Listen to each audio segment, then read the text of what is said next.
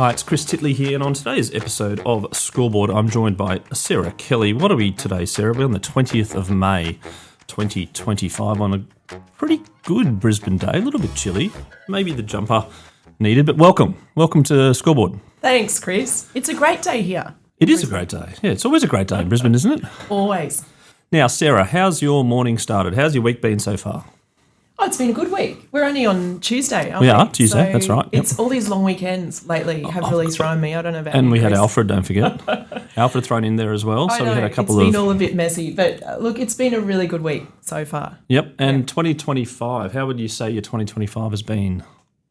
It's been good. It's been pretty hectic, actually. It feels like yesterday was January all on holidays, but it's actually we're now into Yeah, May. we're like 39% of the year or something done already. And footy season almost halfway through, and so many. It goes pretty quickly, doesn't it? Now, Sarah, your involvement in sport goes very, very deep and a long history. I'm going to go, before I get into all what you represent in sport right now, I'm going to go back to your childhood about when your first interest in sport started. Do you remember something back in your childhood that you're like, wow, this is cool?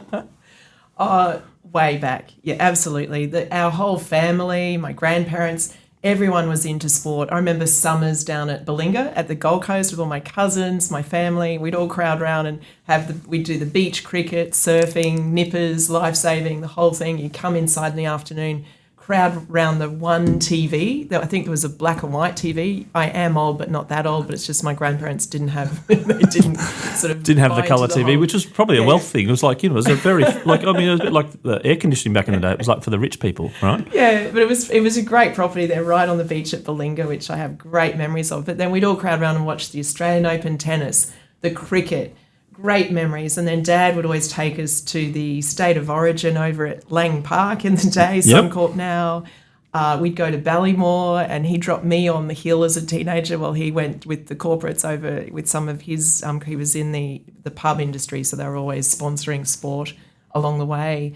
Mum was a really good athlete and always encouraged my brother and I to participate in sport, which we always did as well. So I was a swimmer, a netballer, a runner. I loved it all.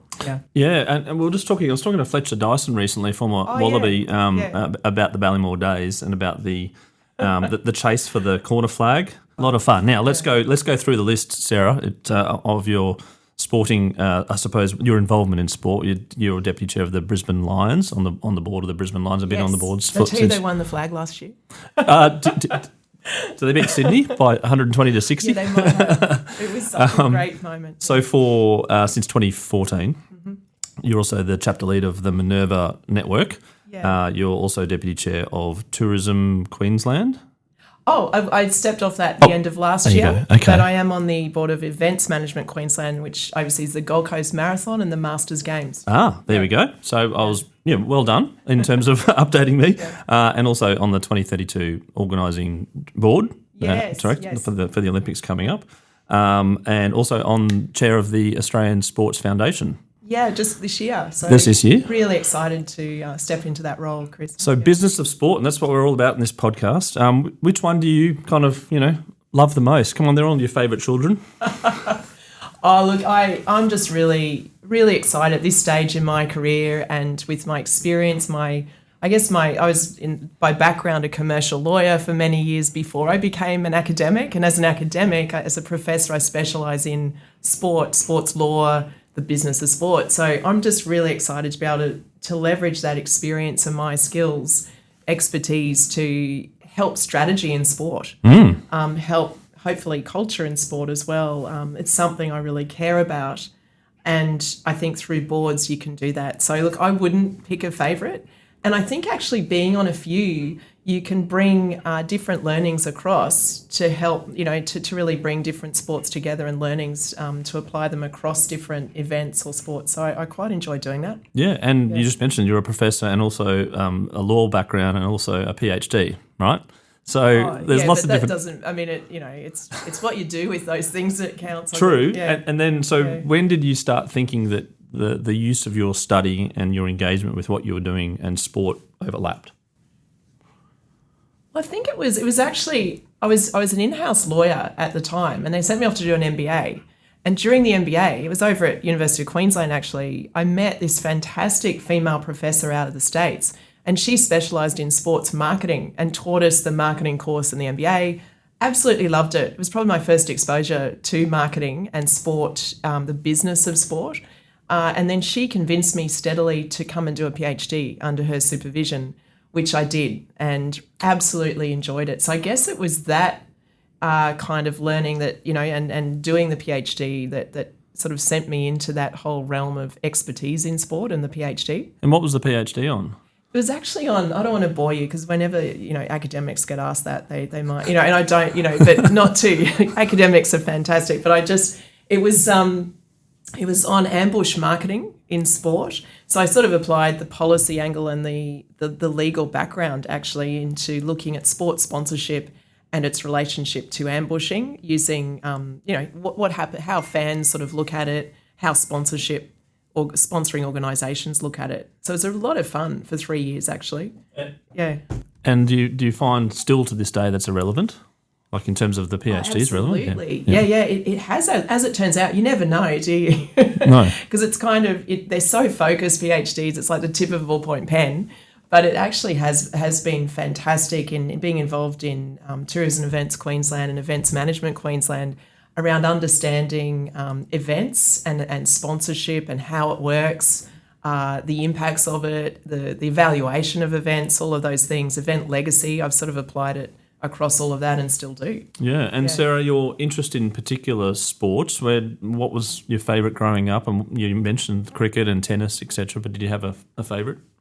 Oh, I love, in terms of, you mean spectating or Spectating. participating? So spectating are definitely all football codes, and when I say that, it's AFL, Aussie rules, rugby league and rugby union and soccer. Yep. But I think I really love surfing as a spectator sport. I love Winter Olympics as a spectator sport as well. And there's actually probably no sport that I don't like. I've actually recently loved the canoe slalom as well as an Olympic sport, having witnessed Jess Fox actually win the gold over in Paris. Yeah. Yeah, right. The interest in team sport and individual, did you play sport yourself? I did. I played netball and swimming as well. I did a bit of life-saving as well. Yeah, right. Wow. Let's go to 2014 when you joined the Brisbane Lions. They weren't going so well then. No, we were wooden spooners. Yeah. It was a disaster. Yeah, and you want to talk about the process of how you joined then. And I suppose, looking back in retrospect at that time, what's changed now, 11 years later plus a premiership?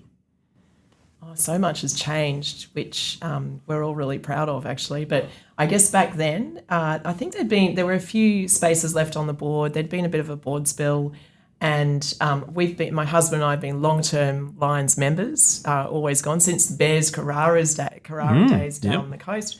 And with my expertise, I'd finished the PhD in sports marketing, and they needed marketing because there were financially it wasn't doing fantastically. There was also the fact we were not winning, wooden spooners. I think some of the other codes in Brisbane were doing really well, and when that happens, there's a few fickle fans that bandwagoners will call them that move around codes. Totally understandable. Winning does matter in sport to an extent. So, it was Lee Matthews actually called me over at the uni and said, would you be interested? We know you're a member. And Mick Power and Lee interviewed me in the first instance, and then I spoke to Bob Sharpless at the time was the chair.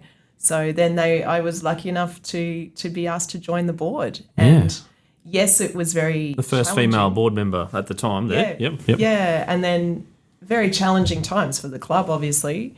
But I think we then replaced pretty much every key leadership role in the club within that first year. A new CEO, new head of football, new captain, the whole thing. And who was the captain back then? Or the new one that you put in? The original one at the time I joined, gosh, I'm trying to remember, I think was Tom Rockcliffe. Oh, yes, Tom Rockcliffe, yep. Then it went to Dane Beams. Yes, did he come from Collingwood, didn't he, I think? And then it would have been... that would have been about 2015, 16. Dane Zorko. Yeah. A great Queenslander. Yes. Then over to Harris and Lockie now. Yes, So- and Harris would have made it. I reckon Harris made his debut 15, because I think it's his 10th year this year. Yeah, So- I remember his first game. Actually, it was fantastic. Yeah, under. No, it was a great time when he ran on, and now you see him, and he's just milestone come so game far. on the weekend. No, it wasn't him. It was the two other That people in their was, milestone. Zach Bailey. That's I think, right, had Zach his Bailey. 150th. Yeah. Yes. Yeah. Again, how time flies. Yeah. You 2014. The team is probably at the bottom quartile. They're not doing so well. It's probably a position that's a bit tough Yeah. for you as a board member to compete with the other codes that potentially are doing well. What was the thinking back then? Was there a 10-year plan? Was there a 5-year plan? Was there something immediately that you could fix? It was a survival plan, I Yep. think, because financially we weren't good either. Because unfortunately, this link is true to an extent. I think it's changing now when we're seeing the advent of alternative revenues coming into sport post-COVID. We all learnt about the sustainability of sport is a tricky one if you don't have those alternative revenues. But back then, it was totally linked to winning, particularly here in Queensland, one of the most cannibalised sporting markets in the world. We had to look at what we're doing around marketing, around engaging with a younger population, next-gen fans and supporters, because I remember we looked at the demographics and it was quite an aged following. So we thought, well, how are we going to engage with young people? How are we going to rejuvenate the Gabba experience, the Lions experience? How are we going to keep the rusted-ons close and really talk to them and thank them in a very sincere way? So we arranged special events for those fans to recognise them, set up coteries. I set up a coterie then, Women of the Pride, to engage with women in particular around the club. And the young people, we started really going down the digital marketing track, which even 10 years ago was probably not done that effectively. Probably I would say pre-Instagram, really, broadly speaking. Yeah. You had Facebook probably pretty prominent back then. Yeah. But, different channels now. There's so many. Yeah, that's right. Yeah. And then we just started hiring some new people in key leadership roles and into the marketing section and partnership section in particular. So that was really good to have new people in those leadership roles to really leverage some of the AFL relationship as well and get some of their IP back up into the club and getting, I think, just the new coaching style as well of Chris Fagan was great at the time. And I think timing, it's not to take away from the previous coaching styles. I think just at that time we needed the type of coach that Chris Fagan was. He was not a former grade of the game. He was a trained teacher, so a great communicator, and spent a lot of time with the boys one-on-one. And I thought it was really interesting to watch his approach when he came into the club. Yeah, placing the groundwork in motion for what potentially could have been or has been. I suppose you talk a lot about getting the behind the scenes right in terms of getting the data and getting the engagement and getting a different audience and a different style of management. But then it comes back to, as you say, a bit of bandwagon. It comes back to the popularity of AFL and what they're doing at grassroots. There's like a whole different macro outside things that can change things. And if the team loses, then it's all probably a little bit harder. But you've kind of had a bit of a win on all fronts in terms of the participation at AFL level and the Lions. How did you go about balancing, doing everything right, you think, behind the scenes, and then maybe not getting the results that you might have thought on the field? Oh yeah, that's always the hard bit. Yeah, and that's why we love sport, right?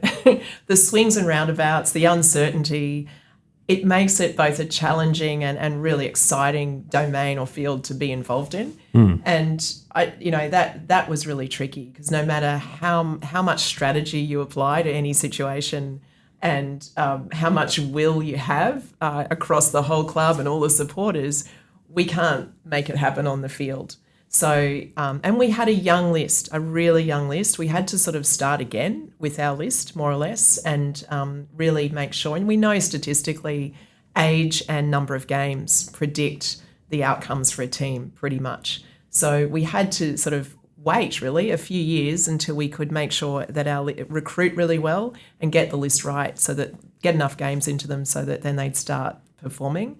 I think on that front too, it was really interesting. We got new list managers in and, credit to Dom and the team there, Dom and Steve and the team, combined with the the really compassionate sort of approach that Fags took in hiring on personality as much as the skills. They ran the numbers. They're great on analytics. They were great on watching the talent and the talent ID around the country at the time. So they recruited really, really well. And I think a lot of the credit needs to go to them, people like Danny Daly as well in our club. Our football manager was recruited around that time as well. And they've just done a great job as a team, I think, all very complementary in that sense. And, the other great thing we brought in, which I thought was a no-brainer, of course, at the time, and the board did as well, the girls team. So the AFLW, which started I think it was 2017, I think around. That's right, yeah, it was. Yeah, you got a good memory. 2017 that started, and the Brisbane Lions AFLW team as well as the Brisbane Lions men's team, And we're really proud of that. We're the first licence in Australia. So when the national comp was announced, we said, we're in.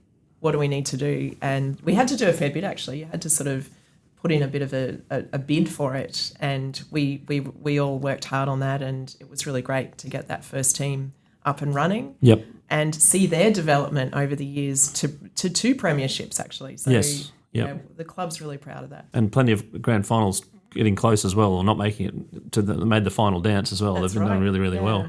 The collaboration between both teams, I was actually in Sydney last week talking to Victoria Denholm about their purchase of the WNBL.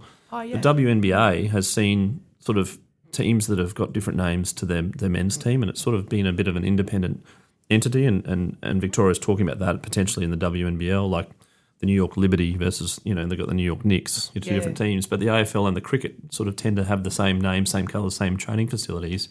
Wondering from your point of view, the benefits of that, I suppose? Yeah, look, it's a really good question, and it's probably a little bit under-researched. I've been collaborating with a team around the start of that a little bit, around do you go effectively a brand extension or is it a new name, or is it, not name's one thing, but certainly like is it completely different facilities and this and that and whatever and separate, Yeah, but I've sort of come around. I think it can be a good thing either way, actually. And I think what really matters is how women's sport in general is positioned to the market as a distinct product. I'm of the view it absolutely is a distinct product. It's probably also in terms of investment, Chris, which you're very familiar with, it's a distinct asset class. Sport in general is now recognised as a substantive asset class in a lot of funds and worldwide. But I think women's sport tells its own story, and we're seeing that over and over again, where in many cases it's probably undervalued. But when you combined with the significant and established resourcing and IP of a men's franchise, let's call it, they can really benefit from that. And I know we have at the Lions, I know the NRLW girls have, the cricket has as well. And it's kind of an interesting lesson to learn, where even in the combined training facilities we have out at Brighton Homes Arena at Springfield, we're seeing this lovely culture that emerges out of it, which is an unexpected return, actually, like of having a positive byproduct both under the same roof. Yeah. So the boys have seen how confident the girls are naturally with media, with their good side hustle people as well, because they've had to be. They don't earn the income traditionally that the men have earned as a full-time professional sports person. It's getting a lot better, of course, though. So many do now, which is terrific to see. But as a result of that, they know how to sort of build businesses on the side, work and balance training, speak confidently in the media. And a lot of the boys are not as good as that because they've been so focused as a professional player the whole time, to the exclusion of a lot of other activities potentially. So I think that's helping develop the holistic athletes under the same roof. And it's created a lot of humour and exchange as well, which I think relaxes everyone and reminds them why we play footy, why we're enjoying playing footy, and why we love the club. So I think it's been a great benefit there. Yeah, no, fabulous insights into having both names, both clubs, both etc. If you were to describe women's sport now in 2025, come a long way with the AFLW and the BBLW, NRLW, etc., and things like the WNBA overseas. How would you describe it now, and where would you like it to be? I think we've got to always remember we've come a long way. So that's the first. So you starting stop point. and reflect and go, this Exactly. is proud from where we were. Yeah. And I remember Ali Brigginshaw talking about that as well. Like she was playing in a... She's terrific. She was isn't she? playing in like Ali, a high school, they were playing in a high school field where it was Yeah. like sort of like the Broncos and the Origin wasn't even at a ground or something. And she's like, now Yeah. we're playing at Suncorp, it's great. Now we're going to Vegas and things like that. Fabulous. But there's still a long way to go. Yeah, there still is a long way to go. We haven't got gender equality yet in sport, other than probably Olympic and Paralympic sports, you would say, and some professional sports are starting. I think cricket has been leading the way on that. AFL and the AFLW have been fantastic. A lot of them now, and the NRLW, of course, they now have a pretty solid wage or salary, I should say, that does enable them, it frees them up for the training focus that they absolutely need in high performance. So I think that's a win. The fact they've got a kind of a livable wage. A lot still have to supplement though, there's no question about it. There's also some of the issues that need ironing out. I think netball's been really good at this as well.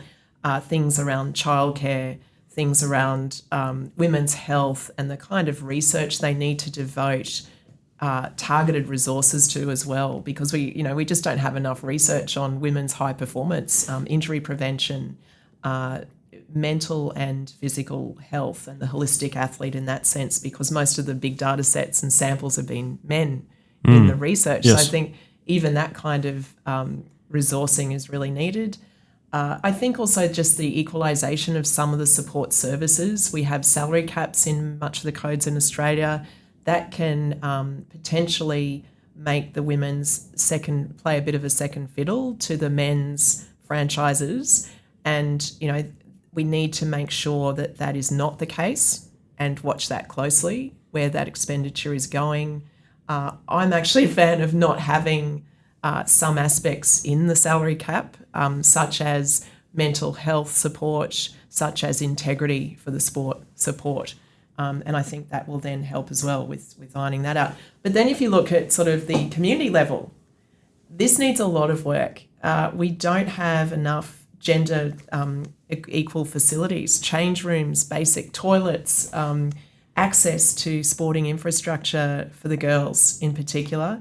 I think there's some kids in general missing out on accessing sport, and the cost of accessing sport is absolutely escalating, as we all know, the insurance premiums and all the rest. So that's a big, wicked problem that needs solving. I think there's ways to do it, but yeah, there's a lot of areas that we still need to work on there. And some of the sports are doing and have done grassroots really, really well. Like the Auskick program is just amazing, and and there's no gender imbalance there. It was boys and girls, and that play mixed until a particular grade as well, which is fabulous. I'm sure the other sports do that as well. But how important is having the Master League going down and doing a good grassroots program to sort of rising tides lift all boats? Absolutely. It's a really great model when it works well, and really proud. The AFL has done a great job there. We've got some of the highest participation rates in the nation for women, as well as the sport. I mean, it's in Queensland. We're doing really well actually, and I love my league as well, as I said. But they're doing really well on that front. Basketball seems to be doing well as well. Basketball is doing incredibly well. So, and some of the other sports too. And when you look, you got to also think, I guess, multicultural Australia now. And I'm hearing this from phys ed teachers, directors of sport in the high schools, are saying, we've got to stop building. We don't need as many ovals now. We need indoor facilities. Like volleyballs, basketball, etc. Badminton is huge. Table tennis, basketball, as you said. Also for all accessibility too. People in wheelchairs and people with mobility issues wanting to access sport, often indoor facilities are a lot more accessible. So there's a big conversation and probably investment needed there to recognise the changing participation profile in Australia, so I think that's a really interesting one. Overlaid probably with the sustainability piece around sport. And when I talk about that, I mean environment, the impacts of climate that we're seeing across sport and impacting participation in particular. We need a solution to that. So Cyclone Alfred recently here in Brisbane in Queensland, apparently I heard there's some sports that still haven't gone back on a weekend, some club sports, because the venues haven't been fixed and all the rest. But that has to stop. Like, we need to figure out what is plan B if a cyclone hits, which is totally foreseeable in the summer season. What do we do about cricket, soccer? Soccer. I mean, on the weekend, my son played soccer and it was like touch and go. You're like, it's a bit of rain. You're like, is it on? Is it off? Is it off? And there's a bit of rain. You're like, there's a bit of rain. It normally happens this time of the year. So it's kind of like, exactly. And there's not begrudging soccer or anything. It's just more like we've got to adapt for it and go, well, exactly. How do we play with the ground's a bit muddy? Yeah. Can we find an indoor facility somewhere? Yeah. Can we go undercover at a local school and still have a kick around so kids are participating, they're active, they don't miss out on the social connectedness that is often the one piece of joy that kids and families might have in a week. Let's face it, I think that's one of the great things about sport and why I'm certainly involved in it. It's that social connectedness that it provides and the mental health benefits that are associated as well as the physical. But why do we cancel sport as soon as there's rain? I don't understand. Or if it's even too hot and it's only getting hotter in this nation, what's our plan B? Interesting you mentioned around the mental health benefits, because it's something which has sort of opened up my eyes in doing this podcast around sport and the actual tangible benefits of mental health and lots of different benefits. But do you think that's underplayed a little bit on how important sport is as a nation, and then there's a message out there that most people sort of don't really think about how important it could possibly be? Oh, totally, Chris. That's something... I do think sport is completely... I talked about women's sport being undervalued. I think sport is undervalued and probably not so good at articulating its true value. We often in sport, we go cap in hand to philanthropists, to government, asking for the support we need because it does serve a really important economic and social purpose. But to articulate the benefits of it, it's not just about physical health benefits, which is economic and social. It's also about things like sports diplomacy and cultural diplomacy as a key cultural magnet in our community, just like the arts is as well, actually. I think sport and the arts play such an important role in connecting people in a diplomatic and a political sense that way, whether internationally or locally. And I know at all the sports here do it, but I know I'll use the Brisbane Lions as an example. We partner with Multicultural Australia. And so when new immigrants arrive or refugees are here or the multicultural community is trying to learn more about connecting in with the local community, they do it through sport, no question about it. And so to hand out jerseys to under-9s in local community sport at the beginning of a season, we'll keep those kids in the sport. We've found that actually works. So, I think there's sports diplomacy, there's the idea around sports technology as well and how it can play a part in getting more kids into STEM and keeping them in education as well. We know as elite athletes who also study, they are more likely to perform well in both.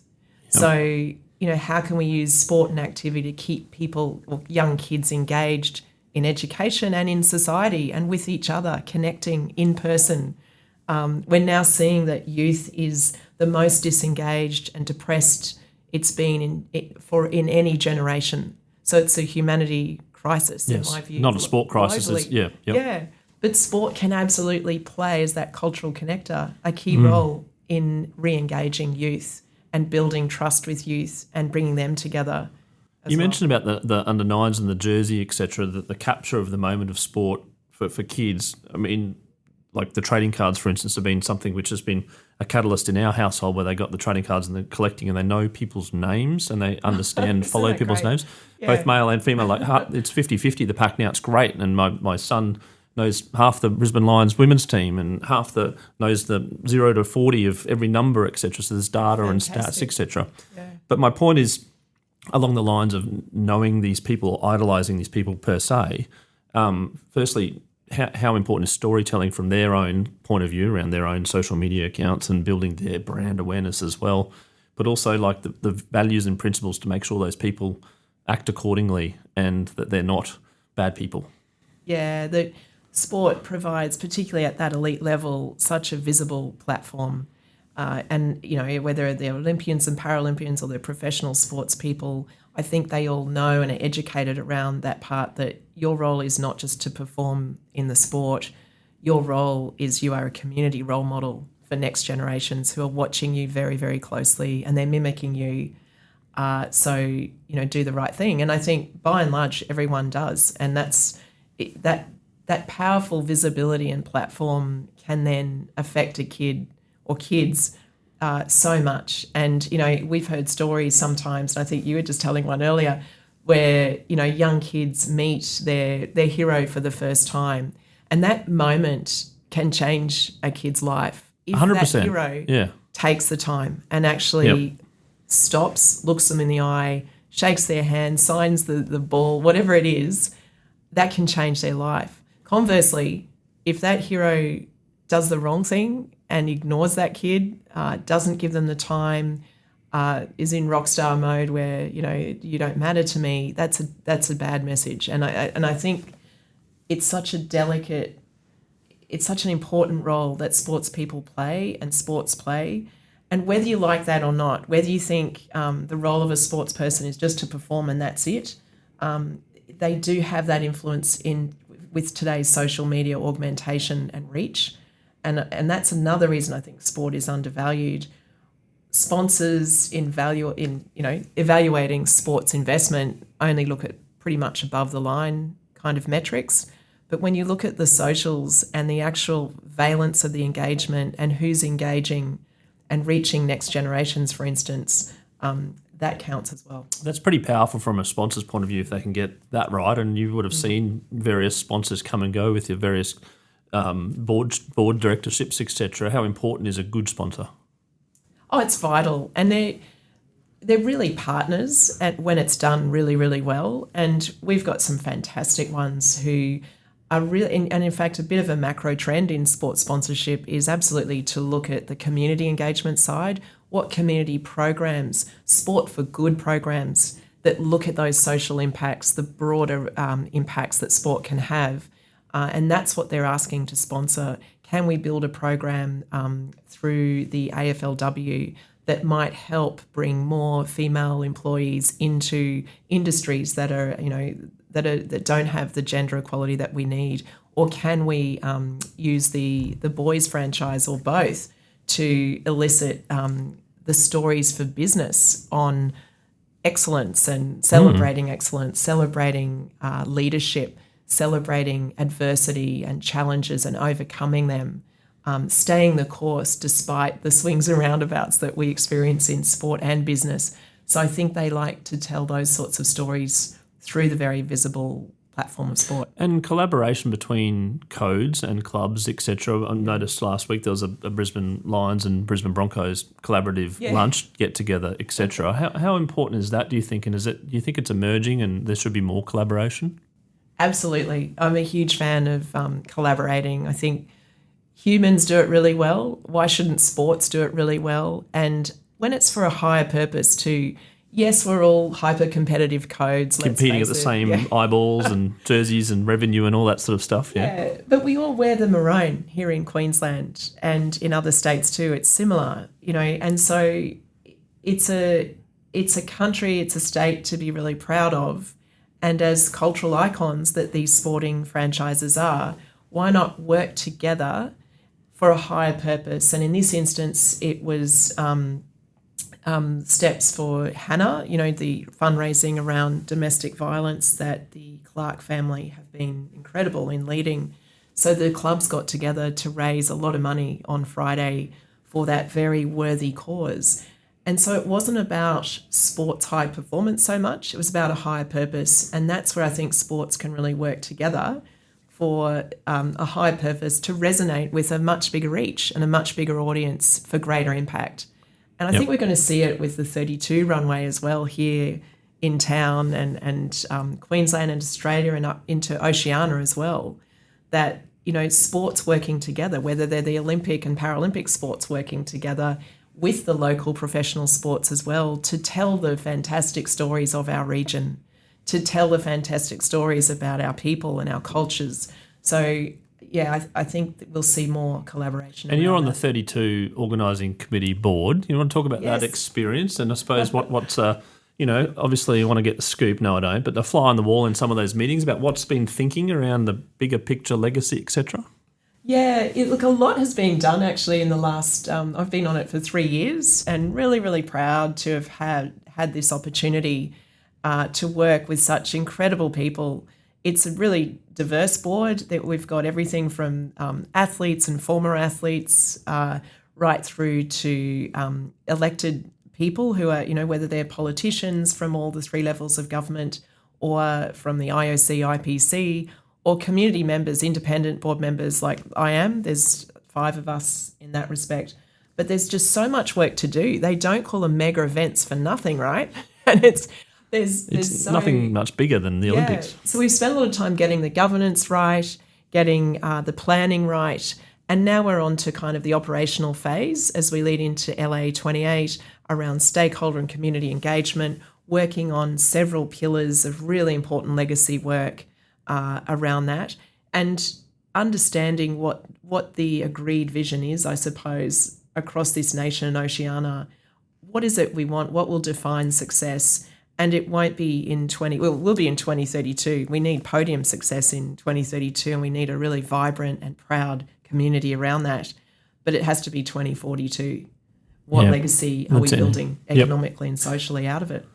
You sound excited about the Olympics, and everyone's excited. What could unravel the excitement? I suppose, could it be weather? Could it be something like? Is there something over the 2-week period you're thinking, what happens if there's a cyclone event? What happens if there's something like we've built up so much for this city to be like? Is there a bit of devil's advocate, a bit of negative thinking going on, or is it like no, it doesn't matter what weather, what transport hiccups, etc. We're going to have really good games.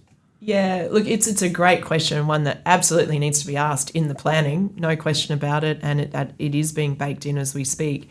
I'm a glasses half full person, Chris. I know you are as well, and so I'm incredibly optimistic. But in the planning, and I think Tokyo learned this very much, and fortunately for us and LA and all the subsequent games, we're learning a lot from Tokyo. I mean, the pandemic is now very much on the foreseeable risk. Oh, yes, of course. Register. Yeah, the whole thing was 2021, not 2020, pandemic, right? What happens if? Or the terrorism and security. Oh, yes, yep. Transport glitches. Yeah, electricity, lights climate. out or something, climate, yep. Electricity is... So we did experience that at the Gabba actually at one point. We did against Melbourne. It was interesting, yeah. And then they nearly lost after the lights out. Melbourne kicked like 4 goals straight. It's like... But curveballs can happen. Yeah, exactly. We have to plan, we have to adjust, we have to be as resilient as we can around those sorts of events, which I think Australia does well. On a world scale, like we are well known for our resilience and crisis planning and mega event delivery. We do it well. So I think we can be optimistic around the sort of IP we have currently, let alone what we're learning from the delivery in this day and age of mega events around the world. You touched on the word resilience. You must have seen a fair bit of ups and downs in your business life. You seem resilient as a person already. Do I? Yeah. Are you? Are you resilient? Is it one of your traits you think is one of your superpower traits? Yeah, look, I think I am. I'd probably say that. That being said, maybe, I can be disappointed like the rest of us. I can get sad like the rest of us, absolutely. But I think as you get older and have a few pretty tough experiences in life, you gain perspective, and that ability to kind of zoom out when something ostensibly really bad is happening and you're thinking, oh, this isn't that bad. We can get through this. Perspective's different. Yeah, we can just problem solve this. It's been done before. We'll get through. And so the light in the tunnel is always there. So I really don't worry about that much. And I think also humour. I do laugh a lot. I think actually we can problem solve for that. And you know what? Let's not take it all too seriously, because unless it's life and death and a health-related thing to do with someone you really love, colleague or family or good friend, I sort of think there's not a lot to worry about. And at the end of the day, it won't matter in even tomorrow, let alone in 10 years' time. One of my former colleagues used to say, "You're not on the operating table," and I was like, "That's a good way of thinking." Like you said, like you're worrying about something at work or something, mate. You're not on your deathbed, basically. Exactly. So there is different perspective. Now you talk about laughing a lot. Yeah. What makes you laugh? Is there a TV show that you love or a movie yeah. or something that you kind of go back to? Absolutely. I love Seinfeld. Hopefully people remember Seinfeld out there. Also Larry David, which I guess Curb Your is related to Enthusiasm. Seinfeld. Pretty good. Pretty good. Yeah. Oh, he makes me laugh. Did you watch the last series recently? I did, yeah. And I was quite excited Springsteen made an appearance there too. Yeah, and I love that the reenactment of Seinfeld coming back with what's his name? George putting the little pen in his ear, the borrowed pen. Remember that? That's right. Oh, and he gives back the pen. He's like, I don't want your pen. He's like, no, you put it in your ear. I didn't put it in my ear. You did. You put it in your ear. I don't want your pen. Go get me another pen. You know? But he's just such a great writer. I think Ricky Gervais as well. Yep. He's a great comedic writer. So things like that, I think it's always worth. The UK office, again, probably in its popularity down the order compared to the US office because of the number of seasons and things like that. But you were a bit of a UK office fan back in the day. I think it was like 12 episodes, a bit like Fawlty Towers back in the day. It's like, well, actually, it's funny you mention that. I actually grew up watching Monty Python. I loved, and Fawlty Towers. I love that sort of humour. Farty Towels, yeah. Manuel, I remember Manuel. Oh, we could go on forever. Let's talk about your life and in regards to this thing that I do call the scoreboard moment, which is a moment in your life which is a bit like a sliding doors moment, but also like a bit of a Kodak moment. It's quite visible, but from that moment on, you're like, I remember that, and now I've changed this behaviour or something's happened. What's your scoreboard moment, Sarah? Oh, it's such a good question, isn't it? And I think in life, there's usually a few of those. For me, the first one was losing my mum. Yeah, mum died of lung cancer, actually. It was really sad. A non-smoker, died 10 years ago. And then dad died 2 years ago. So it's probably those two moments, I think, when you lose your parents, both of them, it really, you feel just so at sea. It's the worst. It's really tough. It's expected grief, though, in the order of life, right? But when it does happen, you sort of think, okay, it's over to me now. I'm the oldest in the family. It's like, okay. And it's how it goes. But you sort of think, the mortality hits you in the fact you're up front, and you think, well, that's what the learning is that's very positive out of it all, is there's no time to waste. You know, I saw my parents die too young, actually, and they weren't ready to. They didn't want to. So that, for me, just hearing them say that, I thought, I want to cram as much in as I can. And it actually has given me such an energy that keeps me going about the stuff that matters, the stuff that I can enjoy and add value to for hopefully positive impact. And that's what drives me, I would say, that knowledge that life is short. And I know that sounds a little bit, everyone probably says that, but I've certainly seen it, what happens when it is too short. And I've, a lot of friends as well, they've gone as well. And you sort of think, oh no, I don't want to waste any time here at all. How often do you go back to that moment? Do you think like you're in a tough spot? You recall that in your head going, well, it's again perspective. Like, does it come up quite a bit in terms of your thinking, or during a normal week? Yeah, you think about your parents a lot. I think so. Yeah, not all the time, obviously. Yeah. But Chris, you would have been through something like this, where you've lost someone you really love, and it just reminds you of what is important in life, and to just focus. Use the time wisely and spend it with those who matter, who, at the end of the day, it's the quality of your relationships that you have all through life. That's the only thing that matters. Yeah, and the dopamine and the happiness and sharing that with others as well. And speaking of happiness, we're going to go on to some happy topic, which is the all-time favourite sporting moment, which is a bit of a tricky one as well, because I'm sure you would have seen a few in your time in various different clubs and teams and things that you followed. Yeah, as a sports tragic, yes, that's right. I'd love to ask you yours too after this, by the way. Yeah, I can rattle them off. Okay, so John Aloisi kicking the goal to get the Socceroos into the World Cup in 2005 to get them into the 2006 World Cup where he did the shirt around. I was watching that at a pub with a packed pub, and I was like, oh my goodness, this is the Matildas recently was unbelievable at Suncorp Stadium against France in the quarterfinal. The shootout that just kept on going forever, and I'm still grey from that. I'm watching that. One more, or two more actually. One more is the grand final in 2023, Brisbane versus Collingwood. I took my son to the MCG for the grand final.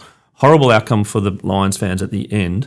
Game was unbelievable. Yeah. But the first roar by Nick Dacos when he kicked a goal about 2 minutes in, Yeah. and we're sitting there and you're like, everyone's on tension, and then you hear this almighty, like 100,000 hot Saturday afternoon roar. You're like, that's sport. Like, wow.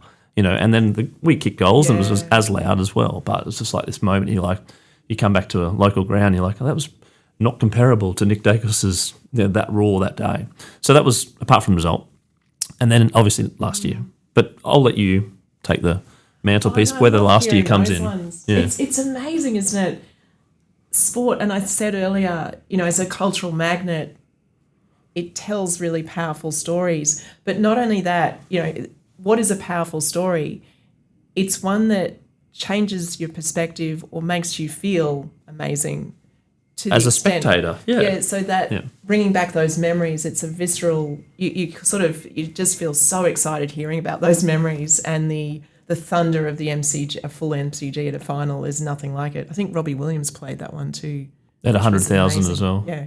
No, that was Kiss. Was that Kiss the one before? Robbie. I think Kiss.